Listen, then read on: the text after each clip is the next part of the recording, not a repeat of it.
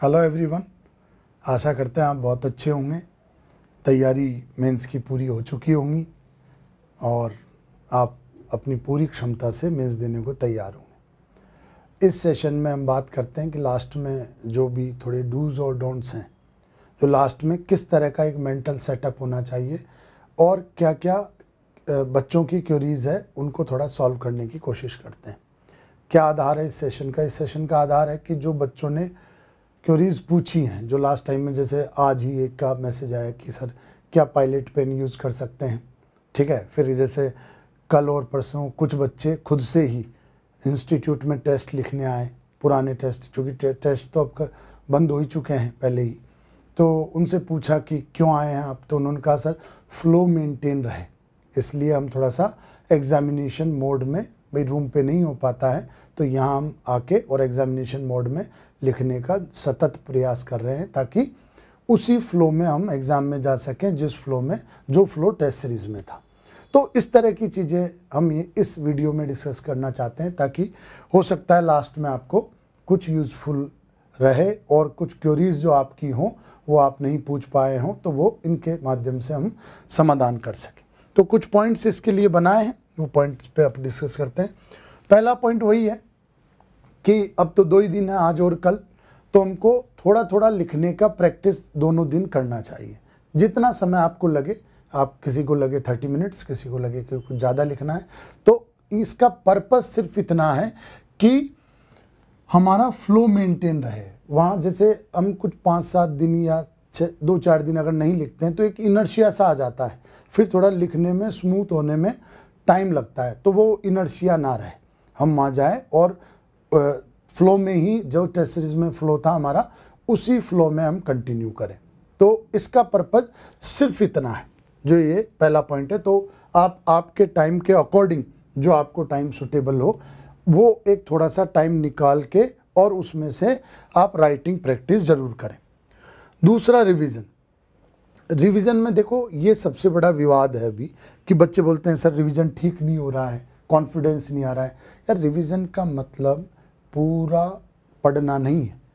Complete reading is not a revision. आप उन main point, की पॉइंट्स को आप देखें और उनके माध्यम से वो जितना भी आपने अब तक पढ़ा है और जितने कॉन्सेप्ट बनाए हैं उन कॉन्सेप्ट्स को रिकॉल करने की कोशिश करें। तो रिवीजन सिर्फ इतना होता है कि हम उन की पॉइंट्स को रिकॉल कर लें और फिर हमको वो पूरी कहानी याद आ जाए। तो बस आप इन्हीं, जैसे वो पॉइंट जैसे भी हों, आपने या तो खुद लिख लिए हों या आप जिन नोट्स या जिन बुक को आपने रेफ़र किया हो उसमें आपने हाईलाइट कर लिया हो, तो उन पॉइंट्स को आप देखें। और देखो रिवीजन का ज़्यादातर देखते हैं सीधा संबंध बच्चे लेते हैं कॉन्फिडेंस से। नहीं सर हमारा तो पूरा रिवीजन नहीं हुआ, पूरा जो पढ़ा था वो देख ही नहीं पाए। देख ही नहीं सकते हो आप। हमने जब इतना टाइम दिया है पूरे सिलेबस कवर करने में, तो अभी 5-7 दिन में या 2-3 दिन में अपन क्या कर सकते हैं? और एग्ज़ाम में तो अपन को कुछ आवर्स ही मिलेंगे, तो हम तो पूरा तो नहीं देख सकते। बस ये है कि पॉइंट्स वगैरह देख के जा सकते हैं ताकि जितना पढ़ा है और वो बिल्कुल याद आता है, वो की पॉइंट्स और ये सब देख जाते हैं। एग्जामिनेशन में क्वेश्चन आता है तो बिल्कुल हमको एक समरी में, एक लिंक में पूरा याद हो जाता है, पूरा रिकॉल हो जाता है और हम उसको अच्छे से लिख पाते हैं। तो आप की पॉइंट्स को देखें और कॉन्फिडेंट रहें कि हमारा रिवीजन हो गया है। यूनिवर्सल पॉइंट्स, हाँ इस पॉइंट को मैं स्पेशली लास्ट टाइम में डिस्कस करना चाहता हूँ। ये होते हैं कि जैसे ये इशू है कि मान लो कुछ प्रश्नों में हमको ऐसा हो रहा है कि 2-3 पॉइंट तो रिकॉल हुए पर बाकी के पॉइंट बन नहीं रहे। क्यों? कुछ भी कारण हो सकता है, या तो हमने उतना डिटेल में नहीं पढ़ा हो या उतना टाइम उस टॉपिक को नहीं दिया हो।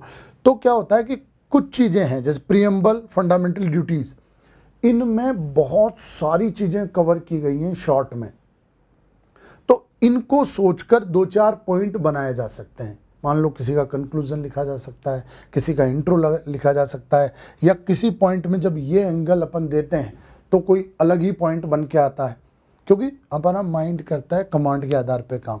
अब जैसे हमने ये कमांड दी कि प्रीएम्बल की कुछ चीज़ें, तो वो उस टॉपिक से रिलेट करके एक नया पॉइंट बना देगा। तो ये पॉइंट ऑथेंटिक भी हैं और बहुत अच्छे पॉइंट भी, जेन्युइन भी हैं, ठीक है। ऐसा नहीं कि कुछ भी हम लिख दिया। तो अगर इनको सोच के आप पॉइंट बनाते हैं तो बहुत अच्छे पॉइंट बनेंगे और हमारे नंबर ऑफ पॉइंट्स भी बढ़ जाएंगे। तो इन दोनों चीज़ों को जहाँ भी आप स्टक हो जाएं पॉइंट्स लिखने में या कंटेंट ज़्यादा लिखने में, तो इनका सहारा आप ले सकते हैं। ठीक है, कुछ यूनिवर्सल वर्ड्स हैं, बिल्कुल हैं, जो लगभग सभी आंसर में आ सकते हैं या डाले जा सकते हैं। ठीक है, मैंने ये पहले बोला भी था कि आप एक फैक्ट शीट बनाएं 5-7 पेज की, जो भी आपकी तैयारी के दौरान अच्छे वर्ड्स आ रहे हैं, तैयारी के दौरान अच्छे एग्जाम्पल या अच्छे फैक्ट आ रहे हैं, उनको आप उसमें नोट डाउन करें और जहां आपको एक वैल्यू एडिशन के लिए लिखना है वहां उनको मेंशन करें। तो इसमें जैसे सस्टेनेबल डेवलपमेंट, इंक्लूसिव डेवलपमेंट, ये सब ऐसे वर्ड्स हैं, ऐसे कॉन्सेप्ट हैं जिनको हम यूज़ कर सकते हैं। जैसे EIA, अब मैंने इस बार देखा कॉपीज़ में EIA का बहुत रेयर किसी ने लिखा, एनवायरनमेंट इम्पैक्ट असेसमेंट, बहुत अच्छा कॉन्सेप्ट है, आजकल पेपर में चर्चा में नहीं रहता है तो हम भी नहीं लिखते हैं, लेकिन ये यूनिवर्सल पॉइंट है, आप आराम से लिख सकते हो और किसी भी प्रोजेक्ट, किसी भी घटना का EIA किया जा सकता है। मतलब मोस्टली होता है गवर्नमेंट के लिए, ये किसी गवर्नमेंट प्रोजेक्ट के लिए, बट इस तरह के शब्द आप कैरी कर सकते हैं। मेरा कहने का यह मतलब ये कुदुमश्री ज़्यादातर बच्चे लिखते हैं, केरल का बहुत अच्छा एग्जाम्पल है, कम्युनिटी ऑर्गेनाइजेशन और इस तरह का NGO, सेल्फ हेल्प। तो इस मैं सिर्फ यहाँ आपको सिंबॉलिक बता रहा हूँ, इस तरह की चीज़ें आप और भी लिख सकते हैं। अक्षय पात्रा है, ये सब चीज़ें, तो ये भी आप डालने की कोशिश करें। अभी जैसे कल क्लास में चल रहा था कि एनर्जी की डेफिनेशन, तो बच्चों से पूछा और ज़्यादातर बुक्स में भी लिखा है भाई कैपेसिटी टू वर्क, कार्य करने की क्षमता। पर जैसे हमने नोट्स में दिया कि भाई it is a very important economic infrastructure for any country, कि भाई किसी भी देश के लिए, उसके विकास के लिए ये महत्वपूर्ण आर्थिक अवसंरचना है। तो अगर अपन इस तरह का जोड़ते भी हैं तो ये बहुत अच्छा इम्पैक्ट जाता है। अब कार्य करने की क्षमता हर कोई लिखेगा, पर इस तरह का और ऐड कर देते हैं तो बहुत अच्छा इंप्रेशन जाता है और ज़्यादा नंबर मिलने की संभावना रहती है। तो इस तरह के वर्ड जोड़ो आप। अब ये मैंने आपको बताया, तो आप सोशल इंफ्रास्ट्रक्चर बोल सकते हो, रिलीजियस इंफ्रास्ट्रक्चर बोल सकते हो, एनवायरनमेंट इंफ्रास्ट्रक्चर बोल सकते हो। तो आप इस तरह की चीज़ें ऐड कर सकते हो और आपको करना चाहिए, वहाँ सोचना चाहिए इस डायरेक्शन में जहाँ भी आप स्टक हो जाएं। ठीक है, सोशल कंस्ट्रक्टेड डिजास्टर, ये अभी हमने टेलीग्राम पे नोट्स डाला था एक।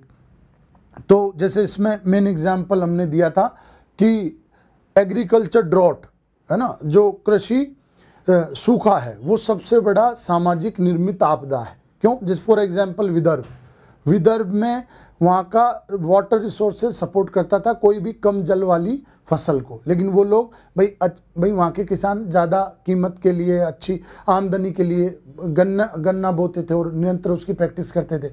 अब पानी नहीं रहता था तो क्रॉप फेलियर होता था, निरंतर ऐसा क्रॉप फेलियर हुआ तो उसकी वजह से डेब्ट ट्रैप हुआ, वो ऋण दुष्चक्र में फंसे, फिर सुसाइड्स बढ़ी।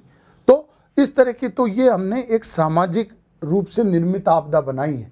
और जैसे इन सब चीज़ों को, जैसे मैंने बोला कि भाई ये क्रम से सीक्वेंस में हुआ, क्या हुआ, पहला क्रॉप फेलियर हुआ, फिर क्या हुआ, डेब्ट ट्रैप हुआ, फिर क्या हुआ कि भाई सुसाइड्स हुई, या इस तरह की। तो इस तरह के आप फ्लो चार्ट्स भी बना सकते हो, इनको ऐसे फ्लो में भी लिख सकते हो, लिंक विंक और इस तरह का, और विशियस साइकिल भी बना सकते हो इसका। तो ये भी चीज़ें आप क्रिएट करने की कोशिश करें। तो मैं सिर्फ यहाँ पर एक मेंटल सेटअप देना चाहता हूँ आपको। ये ऐसी चीज़ें तो बहुत सारी हैं और लास्ट में अब टाइम कहाँ है अपने पास कि अपन इन चीज़ों को डिस्कस करें या इन चीज़ों के बारे में पढ़ें। पर आप इस तरह का वहाँ मेंटल सेटअप लेके जाओगे कि नहीं मैं इस तरह का सोचूंगा जहाँ भी स्टक होता हूँ या जहाँ मुझे लगता है कि बहुत जेनरिक सा लिख रहा हूँ, ठीक है, बहुत जेनरिक सा आंसर जा रहा है, तो मैं कैसे इसको वैल्यू एडिशन करूं, कैसे अच्छा दिखाऊं। तो इस तरह की चीज़ें मैं क्रिएट करने की कोशिश करूंगा। बिल्कुल आप इस तरह का कीजिए तो उससे नंबर बढ़ेंगे और अंततः एक ही उद्देश्य है कि हमको हमारे मार्क्स हमारी कैपेसिटी के अनुसार ऑप्टिमाइज करने हैं। ठीक है, फुल अटेम्प्ट और मेंटेन राइटिंग स्पीड, यस, जैसे बिल्कुल इसमें कोई दो राय नहीं है कि अगर हमसे पेपर बन रहा है तो हमको पूरे अटेम्प्ट करने पे जाना चाहिए। ठीक है, फुल अटेम्प्ट हमको करना चाहिए। हाँ देखो, ज़्यादातर जिसमें थोड़ा बहुत भी आइडिया है हमको करना चाहिए। हमने RPSC की कॉपीज़ देखी अभी जो हमारे टेलीग्राम चैनल पे डली हुई हैं, उसमें उन्होंने एफर्ट लगाया है खूब। ठीक है, कि भाई मुझे थोड़ा बहुत भी आइडिया है तो मैं लिखूं और इवन 1/4 मार्क्स भी मिले हैं उनको और टॉपर की कॉपी है, तो हमको प्रयास करना चाहिए कि हम हमारे मार्क्स कैसे भी ऑप्टिमाइज करें। हाँ, बिल्कुल कोई आइडिया नहीं है, ठीक है, तो थोड़ा सा हमको नहीं, फिर हमको बचना चाहिए। क्यों? दो उसमें नुकसान है। क्या नुकसान है? एक तो टाइम जाएगा और एक हो सकता है कुछ ऐसा वेग सा लिख दें तो थोड़ा हंसी का पात्र बन जाए, तो वो बचना चाहिए, ठीक है। और यहाँ मैं बात करना चाहता था राइटिंग स्पीड मेंटेन करने की, कि आप शुरू से ही आप राइटिंग स्पीड मेंटेन करें। जैसे जिन्होंने टेस्ट लिखे हैं खूब, उनको टेस्ट के दौरान भी हम ये बोलते थे कि भाई आपको अब ये पता होना चाहिए कि मैं इतने टाइम में 3 मार्कर लिख लेता हूँ, इतने टाइम में अगर कोई 11 मार्कर करता है तो 11 और कोई 5 मार्कर करता है तो 5 मार्कर, तो इतने टाइम में मैं करता जाता हूँ तो मेरा पूरा पेपर अटेम्प्ट हो जाता है। तो इस तरह का उनका अभ्यास बन गया। क्यों? क्योंकि दो चीज़ें हैं, जैसे अपन जब पेपर लिखते हैं तो बैक ऑफ माइंड ये दबाव बना रहता है कि मेरा पूरा अटेम्प्ट होगा नहीं होगा, भाई फुल अटेम्प्ट का एक दबाव बना रहता है कि कहीं मैं पीछे तो नहीं हो रहा हूँ, इस तरह से। तो इसका इफेक्ट कंटेंट पे भी पड़ता है, कंटेंट पे भी इसका इफेक्ट पड़ता है। अब अगर हमने ये प्रैक्टिस की है बार बार कि मेरा इतना टाइम में होता था और मैं कवर करता, तो ये कॉन्फिडेंट रहेंगे और कंटेंट पे अच्छा फोकस करेंगे। तो आपको राइटिंग मेंटेन करनी है शुरू से ही, है ना, और फुल अटेम्प्ट के बारे में अपने को सोचना है। और जैसे अगर यहाँ बात करें तो मेरी सलाह ये है कि आपको पहले 3 मार्कर करना चाहिए, क्योंकि बहुत अधिकतम परसेंटेज स्कोर कर सकते हैं, वहाँ बहुत अच्छे मार्क्स आते हैं, है ना। अगर लोगों के 45 में से 40 प्लस भी आते हैं तो परसेंटेज ऑफ स्कोर देखें तो मैक्सिमम है वहाँ पर। सेकंड आपको अटेम्प्ट करना चाहिए, जो सेकंड पार्ट है वो 11 मार्कर। क्यों? क्योंकि एक 11 मार्कर हमको 1-2 नंबर पीछे कर देगा या आगे कर देगा। जैसे मान लो लास्ट में टाइम कम है और हमारा 11 मार्कर बिगड़ गया और मान लो हम 4 या 3.5 या 3 स्कोर करने लायक रहे और वही हमारा कॉम्पिटिटर या और जो एवरेज स्कोर है वो 6-7 था, तो हम वहाँ पीछे हो जाएंगे। क्योंकि 11 मार्कर में टाइम लगता है, थोड़ा सा फ्रेम भी करना पड़ता है, किस तरह का इंट्रो लिखेंगे, क्या कुछ वैल्यू एडिशन ऐड करेंगे, क्या कंक्लूड करेंगे, ये सब उसमें सोचना पड़ता है। तो आप, हमारा कहना ये है कि आप सेकंड में 11 मार्कर करें और लास्ट में 5 मार्कर। 5 मार्कर अगर मान लो 1 मिनट भी बचा है और एक 5 मार्कर है, तो उस 1 मिनट में और कॉपी लेने के समय में हम वहाँ 5-7 पॉइंट गोला बना के लिख सकते हैं और 2-2.5 नंबर, 2.5-3 नंबर हमारे आ सकते हैं। तो 5 मार्कर को लास्ट, ये उनके लिए जो अभी तक डिसाइड नहीं कर चुके हैं कि हम किस पैटर्न पे पेपर अटेम्प्ट करेंगे। जिन्होंने पहले से डिसाइडेड है और खूब उनकी प्रैक्टिस है उसी पैटर्न, वो वही पैटर्न फॉलो करें, वो ना बदलें, ठीक है। नेक्स्ट पे अपन जाते हैं कवर फुल पेज। या मैं ये बोलना चाहता हूँ कि जैसे मान लो कि हमारा ऐसा है कि ये 5 मार्कर है फॉर एग्जांपल। अब इस 5 मार्कर में मान लो 7-8 लाइन उन्होंने दी है, 8-9 लाइन। अब मेरे को उस क्वेश्चन में 50 वर्ड्स तो आ रहे हैं, ठीक है, मैं 50 वर्ड्स का कंटेंट लिख लूँगा और मैं अगर उसको कॉम्पैक्ट लिख देता हूँ और यहाँ 3-4 लाइन खाली छूट जाती है तो थोड़ा सा मनोवैज्ञानिक इंप्रेशन थोड़ा ऐसा जाता है, यार इसको कम आता था या क्या था, तो इन्होंने पूरा नहीं लिखा है, इस तरह से। तो थोड़े हमने देखा कि मार्क्स रिड्यूस हो जाते हैं। हमको 50 वर्ड्स ही लिखने हैं, अगर हमको 50 वर्ड्स ही आ रहे हैं तो हम थोड़ा फैला के लिखें और पूरी लाइनें कवर करें। अगर हमको ज़्यादा कंटेंट आ रहा है, 70 या 80 वर्ड्स हमको लिखने हैं, तो हम थोड़ा कॉम्पैक्ट लिखें और फिर भी पूरी लाइन कवर करें, ज़्यादा कंटेंट लिखें। तो इस तरह से आप क्वेश्चंस और उसके अकॉर्डिंग आपके पास अवेलेबल कंटेंट के अनुसार आप आंसर को डिज़ाइन करें और आप लगभग पूरी कॉपी भरें, ताकि उससे थोड़ा सा एक मनोवैज्ञानिक हमारा एडवांटेज मिले। तो आप पूरी कॉपी भरने का, हाँ 3 मार्कर में नहीं, 3 मार्कर में अगर कोई ईयर पूछा है तो आप ईयर लिखें, अगर कोई नाम पूछा है तो आप नाम लिखें और आगे बढ़ें। वहाँ टाइम क्यों ख़राब करें, बिल्कुल 3 में से 3 आता है, हमने देखा है कई बार, ठीक है। Words limit versus accurate writing. देखो यार, एक्यूरेट राइटिंग ये बहुत टफ है। मान लो जैसे आयोग ने क्यों इतने वर्ड्स की लिमिट दी, 10 to 15 या 50 वर्ड्स, वो चाहते हैं भाई एकदम एक्यूरेट लिखें आप, प्रॉपर। ये क्षमता थोड़ा सा ज़्यादा स्टडी मांगती है और एक विशेष एवरेज बच्चा नहीं लिख पाएगा ये, या बहुत सारे बच्चे, एक्यूरेट राइटिंग लिखना बहुत कठिन है।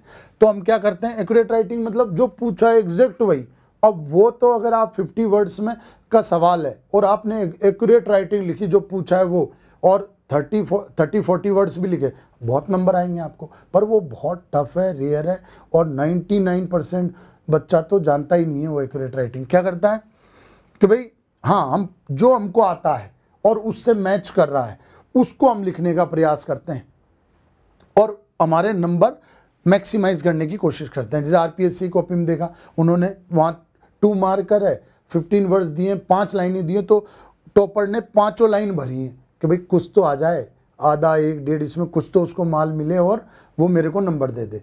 तो ऐसे ऑप्टिमाइज करने की कोशिश की है। तो आप वर्ड लिमिट पे ध्यान ना दें। क्यों? उन्होंने लाइन ही उतनी दी है कि आप कितना भी लिखोगे तो उतना ही लिख पाओगे। वहाँ तो उस कॉपी को आप जाके देखोगे तो एक लाइन में 2-2, जैसे एक लाइन जो होती है ना, थोड़ी सी ब्रॉड चौड़ी लाइन आती है ना, तो इसमें उन्होंने 2-2 लिखने का कोशिश किया है। ऐसा भी लिखा है कई जगह, जब जहाँ कंटेंट में उनके पास ज़्यादा है और वो ज़्यादा कंटेंट देना चाहते हैं, तो इस तरह का। तो वर्ड लिमिट पे आप ध्यान ना दें, आप खूब लिखें, कोई इशू नहीं है। वर्ड लिमिट की वजह से नंबर बस, हाँ, वर्ड लिमिट की वजह से ज़्यादा लिखने के क्रम में कोई प्रश्न नहीं छूटना चाहिए। प्रश्न पूरा अटेम्प्ट करना हमारी फर्स्ट प्रायोरिटी है।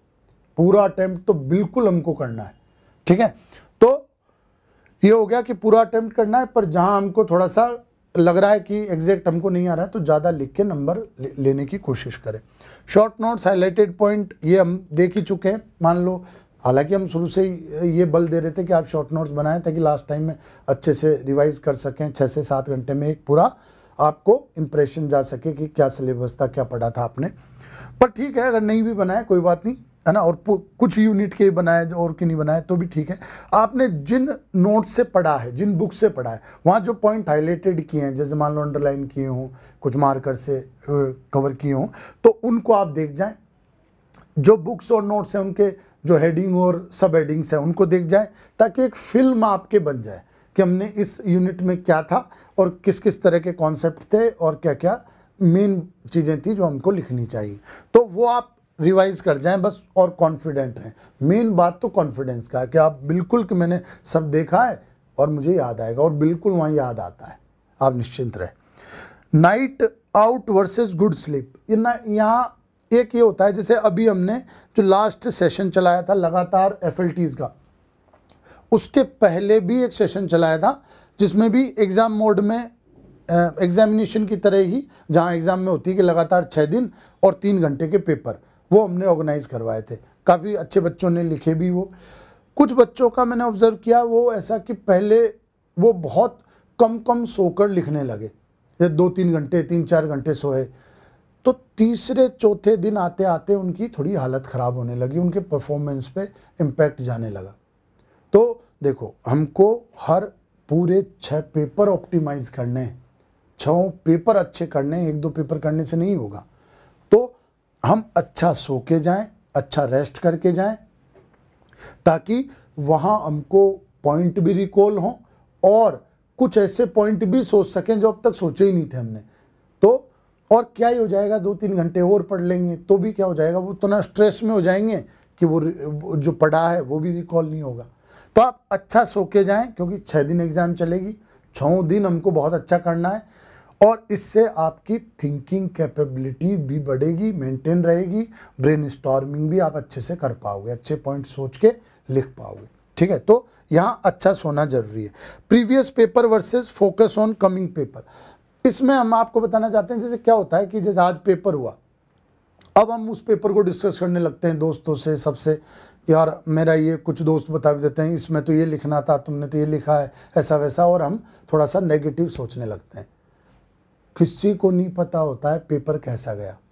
बहुत सारे एग्जाम्पल हैं जो ये क्लेम करते थे ये पेपर तो मेरा इतना बढ़िया गया, उसमें कम नंबर है, और कि ये तो मेरा एकदम बिगड़ा था, उसमें बहुत अच्छे नंबर है। तो किसी को नहीं पता होता है पेपर कैसा गया है, ठीक है। तो इन 6 दिनों में, एग्जामिनेशन के जो दिन है, बस देखो मैं कितना भी बोलूँ आप थोड़ा बहुत तो डिस्कस करोगे, पर एग्जामिनेशन हॉल से लेकर रूम तक बस जो इतना टाइम है उसमें थोड़ा बहुत पूछ लिया बस, और थोड़ा बहुत किसी ने पूछा तो बता दिया। बाकी परमानेंट इम्पैक्ट उसका ना रखें, आप स्थायी प्रभाव ना रखो। और यार मेरा तो ये बिगड़ गया, वो बिगड़ गया, उसकी वजह से आगे भी अपने प्रदर्शन पर प्रभाव पड़ा, नहीं, ये आप बिल्कुल ना करें। भाई जो गया मैंने मेरा बेस्ट किया है, अब देखते हैं क्या है। हो सकता है आपका ही परफॉर्मेंस उसमें बेस्ट हो, पूरा पेपर ही ऐसा हो, तो आप आगे वाले पेपर को देखें, पूरा टाइम यूटिलाइज करें अच्छे से, हर पेपर में एनर्जी के साथ जाएं। पिछला क्या हुआ है क्या नहीं हुआ है उसका इम्पैक्ट नहीं होना चाहिए आपके उस पर। अगला पॉइंट है कि फर्स्ट पेपर में का प्रदर्शन, जैसे क्या होता है कि जैसे मैंने बताया कि अगर हमने कुछ दिनों से नहीं लिखा है तो थोड़ा इनर्शिया आ जाता है और 30-35 मिनट पहले फ्लो आने में लग जाते हैं, तो उस पेपर में हम थोड़ा पीछे हो जाते हैं। कई ज़्यादातर बच्चों का ये देखा है कि पहले पेपर में वो थोड़े पीछे हो जाते हैं, लीड नहीं कर पाते, अपना बेस्ट नहीं दे पाते। तो आप फ्लो में जाएं, है ना, पहले पेपर से ही लीड लें आप, क्योंकि अगर पहले पेपर में 10-15 नंबर का अगर हम पीछे रह गए तो उसको कवर करना बहुत मुश्किल होता है, वो कवर करना इजी नहीं होता है। तो आप पहले से लीड करें। लीड करने का मतलब है कि आप बेस्ट दें अपना। जैसे पिछले 1-2 बार से ऐसे 3 मार्कर आ रहे हैं कि बच्चे 3 मार्कर देखते हैं और बहुत डाउन हो जाते हैं कि ये तो बन ही नहीं रहा, पेपर ही बहुत टफ है, और उन 1-2-4 3 मार्कर का प्रभाव पूरे पेपर पर रहता है। अरे आपको अगर हिस्ट्री में जैसे स्पेशली अगर आपको हिस्ट्री के 3 मार्कर टफ लग रहे हैं, पार्ट भी उठाओ आप, ज्योग्राफी अच्छा करो, ठीक है, ज्योग्राफी के टफ लग रहे हैं, हिस्ट्री अच्छा करो। 3 मार्कर टफ लग रहे हैं, 11 मार्कर से स्टार्ट करो। फिर जैसे जैसे सोचोगे 3 घंटे में आपका पॉइंट्स आने लगेंगे और बाद में आप करोगे, बहुत अच्छा होगा। तो आप हमेशा कॉन्फिडेंट रहें, जैसा भी पेपर है सबके लिए है वो पेपर, ठीक है। और जो टफ सवाल हैं वो सबके हैं, टफ सवाल में स्कोर करने से कोई पास नहीं हुआ है। हाँ, इजी सवाल, मॉडरेट सवाल में अच्छा प्रदर्शन करने से सब पास होते हैं। हम इजी क्वेश्चंस में और मॉडरेट क्वेश्चंस में लोगों से पीछे नहीं होने चाहिए, बस तो अपन लिस्ट में है। टफ सवाल ही हमने किए, टफ सवाल किसी से बन गया और मुझसे वो भी बन गया, कुछ नहीं होता है उससे, लोगों के नंबर नहीं आते, लोग उस पर फोकस भी नहीं करते, ठीक है। तो आप इजी और मॉडरेट में बहुत अच्छा करें, ठीक है, और पहले पेपर से ही आप लीड लें, पीछे ना रहें, इनर्शिया को कैरी ना करें।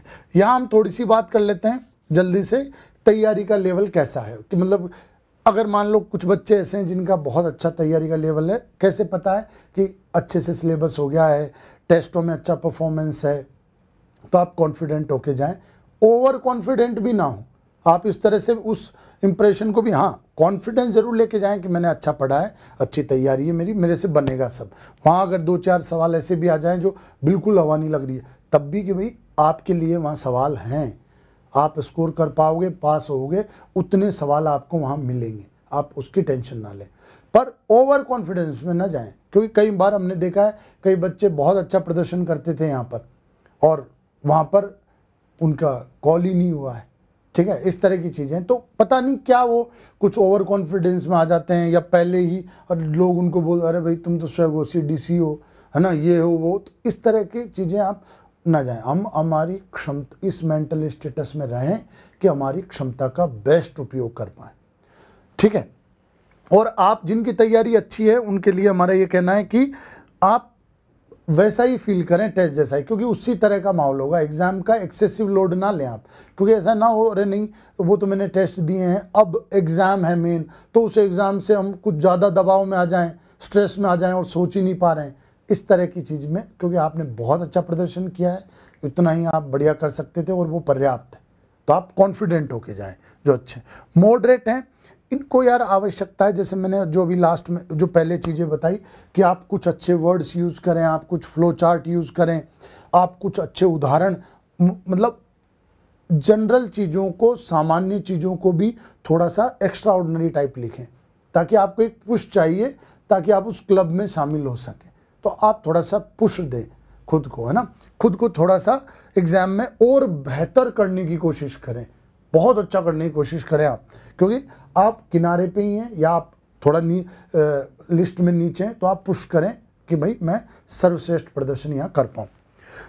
जिनकी तैयारी नहीं है किसी भी कारण से, मान लो कई तो बच्चे थे जो इंटरव्यूज़ और इन सब में फंसे हुए थे या कई छुट्टियाँ लेके, उनके पास ऐसा है, जैसे मान लो क्या कि भाई कंप्लीट सिलेबस नहीं है, टेस्ट प्रैक्टिस नहीं की है, ये आपके पास भी बहुत बढ़िया चांस है। किसी को नहीं पता होता है सवाल किस रेंज में आ रहे हैं, क्या आ रहे हैं, हो सकता है अपनी रेंज में आए, ठीक है। और आप तो बहुत अच्छा उस पर खुल के सोचो, बहुत बढ़िया तरीके से कि नहीं यार मैं इस सवाल में क्या पढ़ा है, क्या चीज़ें, वो चीज़ें तो ठीक है, पर मेरा इस सवाल के रिलेटेड क्या अनुभव है। जैसे मान लो लोक प्रशासन है, अब उसमें टेक्निकल वर्ड्स आपको नहीं आ रहे या एक दो आए तो ठीक है, फिर भी आप जो जनरल एक्सपीरियंस है आपका लोक प्रशासन, उन चीज़ों से लिंक करो, ठीक है। टेक्नोलॉजी का समावेश, विज्ञान का एफिशिएंसी, ये सब चीज़ें यूज़ करके भाई कैसे प्रशासन धीरे धीरे सुधरा है, तो आपको भी पता है, चाहे आपने वो टेक्निकल वर्ड ना पता क्यों, भाई किसने साइंटिफिक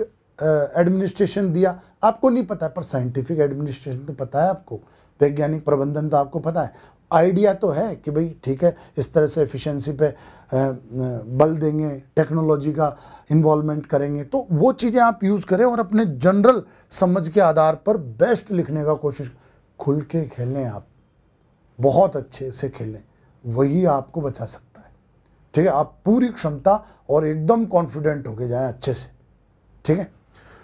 तो लास्ट में आप ये करें, बहुत अच्छा प्रदर्शन होगा, कोई दिक्कत नहीं है। पेन देखो, पेन पे तो यार जैसे मैंने बोला कि अभी लास्ट में बच्चों ने पूछा कि पायलट पेन यूज़, हर तरह का पेन यूज़ करके टॉपर बने, ठीक है। आपको जो कंफर्टेबल है वो पेन यूज़ करें, आपकी जो स्पीड जिसको शूट करती है कि आप उस पेन से तेज़ लिख पाते हैं, वो पेन आप यूज़ करें। अब तक जो टेस्टों में यूज़ किया है वही करें। बस दो तीन चीज़ें हैं, जैसे एक तो एकदम नया पेन ना लेके जाए वहाँ कि वहीं श्री गणेश कर रहे हो, क्यों, वो थोड़ा कागज में फंसने लगता है, स्पीड नहीं आती, थोड़ा सा चला के ले जाएं ताकि वहाँ थोड़ा स्मूथ चले। बिल्कुल ज़्यादा घिसा हुआ ना ले जाएं, वो इंक छोड़ता है, ठीक है, और थोड़ा इंप्रेशन जाता है दूसरी पेज पे, तो वो ना करें। बस एक थोड़ा सा चला हुआ पेन ले जाएं जो स्मूथ चले, बस इतना। ड्यूरिंग द एग्ज़ाम देखो, जो एग्जामिनेशन हॉल में एक तो आप कंफर्टेबल फील करें, हालांकि मैं कितना ही बोलूँ थोड़ा सा तो लगेगा कि अरे अब एग्ज़ाम है या वो जजमेंट डे है और इस तरह की चीज़ें, पर ठीक है, आप वो थोड़ा बहुत फील कर लें तो वो 5-10 मिनट में रहता है। बस बाद में जैसे पेपर मिला, पेपर के कंटेंट पे ध्यान देते हैं, सवाल ववाल, और वो सब डर चला जाता है, फिर अपन ही देखते हैं क्या हो रहा है। तो टेबल चेयर वगैरह अगर कुछ हिलती विलती हो तो खूब आराम से वो जमा देते हैं, तो वो आप अच्छे से कर लें, कोई भी आपको इफेंट बटन नहीं होना चाहिए। वॉच टाइम, जैसे घड़ी तो अलाउ करते ही नहीं है, कुछ लोग यहाँ टेस्ट सीरीज में स्केल वगैरह से गोले बनाते थे और ये बनाते थे, वो भी वो अलाउ करते नहीं है। ले तो जाना, अगर कर दे तो बहुत बढ़िया, पर करते नहीं है, ये तय है। वॉच भी नहीं रखते, नहीं रहने देते हैं, तो पर ये इंश्योर करना कि वहाँ वॉच हो, या फिर आप टाइम पूछते रहना, कई जगह घड़ी नहीं होती है तो फिर वो बोलते हैं कि भाई मैं, नहीं तो बिल्कुल आप बोलना भैया टाइम तो हमको देखना है, ये क्या है इसमें, तो वो आप इंश्योर करें ताकि आपको पता चले। सराउंडिंग और फ्लो स्टेज, जैसे क्या होता है कई बार अपन ऐसे होते हैं कि सराउंडिंग ज़्यादा इम्पैक्ट करती है और बच्चा लिखते लिखते इस फ्लो स्टेज में आ जाता है, उसको पता ही नहीं रहता है क्या चल रहा है, अपना बस बढ़िया एकदम स्पीड से चल रहा है ये, तो वो फ्लो स्टेज में जल्दी से जल्दी आने की कोशिश करें। फ्लो में अच्छे, खूब दिमाग बहुत तेज़ सोचता है, बहुत तेज़ रेस्पॉन्स करता है, उस फ्लो स्टेज में आने की कोशिश करें। स्ट्रेस और रिलैक्स, देखो यार स्ट्रेस में तो खुद के फ़ोन नंबर याद नहीं आते कई बार, तो आप रिलैक्स रहें। अब हालांकि कैसे होंगे वो इंडिविजुअल पे डिपेंड करता है, पहले पहले थोड़े से लगता है अपने को एग्जामिनेशन यार पेपर है, अपन बिल्कुल भगवान से प्रार्थना करते हैं, सब चीज़ें करनी भी चाहिए, ठीक है, पर कुछ टाइम बाद आराम से अपन रिलैक्स हो जाते हैं। जैसे ही 2-4 प्रश्न अपने अच्छे मिले, अपन कॉन्फिडेंस भी आने लगता है, तो आप रिलैक्स होके लिखें, आपको अच्छे पॉइंट याद आएंगे, अच्छी चीज़ें याद आ जाएंगी। आप पानी वानी भी पिएं, क्योंकि बीच में अगर थोड़ा बहुत पी लेते हैं तो रिफ़्रेशमेंट फील होता है, गर्मी का टाइम है, बिल्कुल आप पिएं आराम से, और बीच बीच में लेते रहें तो एक ब्रेक भी हो जाता है 5-7 सेकंड का, और आपको अच्छा फील होता है उससे, तो ये भी आप करें। एंट्रीज अच्छे से भरें आप, उसमें कोई गड़बड़ ना करें, क्योंकि यूपीएससी तो ज़्यादा फोकस नहीं करता है, वो तो ये भी है कि खुद ही भर लेते हैं कई चीज़ें में, वो ऐसे रिजेक्ट नहीं करते, पर पीएससी थोड़ा सा स्ट्रिक्ट है, तो आप एंट्रीज़ को बहुत अच्छे से भरें। कुछ गलती होगी है तो भी हड़बड़ाएं नहीं, वहाँ पर आप पूछें, वो आराम से बताएंगे, कोई पेपर कुछ खाच नहीं होता है, अगर हमको वहाँ पता ही चल गया है कि भाई ये है। हाँ, अंदर कुछ ऐसा वो साइन वाइन बनाना तो वो तो देखो इलीगल है, वो तो गलत ही है। तो वैसा तो है भी नहीं, पर आप एंट्रीज अच्छे से भरें, अपने रोल नंबर जो भी चीज़ें हैं, पेपर वेपर वो सब। लास्ट टाइम रीडिंग और कूलनेस, कई बच्चे क्या होते हैं कि लास्ट टाइम तक गेट तक वो घंटी बजने तक भी पलटते रहते हैं, और ये जैसे पता ही है उनको यही आ रहा है। पर ठीक है, अगर वही कॉन्फिडेंस दे दे बहुत बढ़िया, कई बार फंस भी जाता है ना। तो अगर वो कॉन्फिडेंस दे दे तो बिल्कुल आप पढ़ें, हम बिल्कुल मना नहीं करेंगे, आपकी क्षमता ऐसी है और इस तरह का कि आप रिकॉल कर लेते हैं। कई बच्चे कूल होके जाते हैं, नहीं यार आराम से माइंड वो रहता है, और ठीक है कि भाई वहाँ सवाल देखेंगे तो ही अपन वो करेंगे। कई तीसरे टाइप के होते हैं कि रहना कूल चाहते हैं, पर जो आसपास पढ़ रहे हैं उनको देख के नबड़ में या सदमे में रहते हैं। तो आप वैसा ना करें, वो तो सबसे ज़्यादा ख़राब है कि आप अरे नहीं लास्ट टाइम में मैंने सोचा है कुछ नहीं पढ़ूंगा, मैं आराम से रहूँगा, और जो आजू बाजू पढ़ रहे हैं झाँक रहे हैं, अरे भाई क्या पढ़ रहा है यार, सभी पढ़ रहे हैं यार ये वो। आप कूल रहें, जैसा आपको सूट करता है, आपको पढ़ना है तो पढ़े, आपको कूल रहना है तो कूल रहे, कोई ज़्यादा फर्क नहीं पड़ता है, ठीक है, कोई फ़र्क नहीं पड़ता है। जो अब तक अपने अभ्यास किया है, जो अब तक अपन ने एफर्ट लगाए वो सबसे इम्पोर्टेंट है, इसका कोई फ़र्क ज़्यादा पड़ता नहीं। तो ये सब थे हमारे पॉइंट्स, ठीक है। बहुत अच्छे से आपको करना है, बहुत अच्छी आपने तैयारी की है, इसमें कोई दो राय नहीं, और बहुत इन्जॉय तो देखो यार अपन बोलते हैं ऐसा तो, पर थोड़ा सा अपन नेचुरल सा है कि दबाव रहता ही है, सब चीज़ें हैं, पर अपन बेस्ट करने की कोशिश करें। पहले आधे घंटे में अच्छे सवाल उठाएं जो हमसे अच्छे से बन रहे हैं, कॉन्फिडेंस आएगा, माइंड फ्लो में आ जाएगा, आराम से लिखेंगे। जो एकदम टफ सवाल है, क्योंकि देखो जिन्होंने सामान्य तैयारी की है भाई, ठीक ठाक बढ़िया रेगुलरिटी से नियमितता से पढ़े हैं, वो उनकी बहुत अच्छी तैयारी है, उनको ज़्यादा लोड नहीं लेना चाहिए। अगर टफ सवाल 4-5 लाइन से नहीं बन रहे, 3 मार्क है, तो ठीक है भाई, आगे होंगे, आगे हैं आप पास होने के लिए, उनसे तो रिजल्ट डिसाइड भी नहीं हो रहा है। तो आप कॉन्फिडेंट रहें, आराम से अपना बेस्ट करें। कोई भी अगर आपको लास्ट टाइम में बात करनी है तो नंबर है मेरा, टेलीग्राम चैनल पे भी है, वेबसाइट्स पे भी है, तो बात कर सकते हैं आप।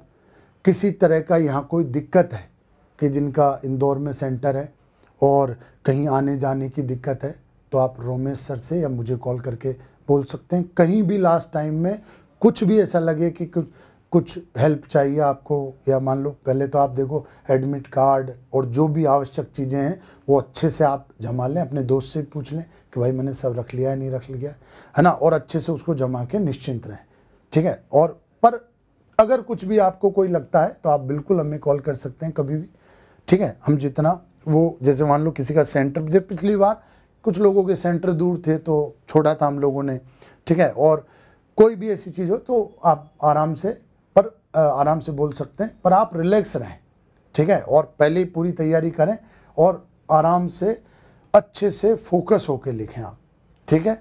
Thank you and all the best. आप बहुत अच्छा करेंगे, ये तय है।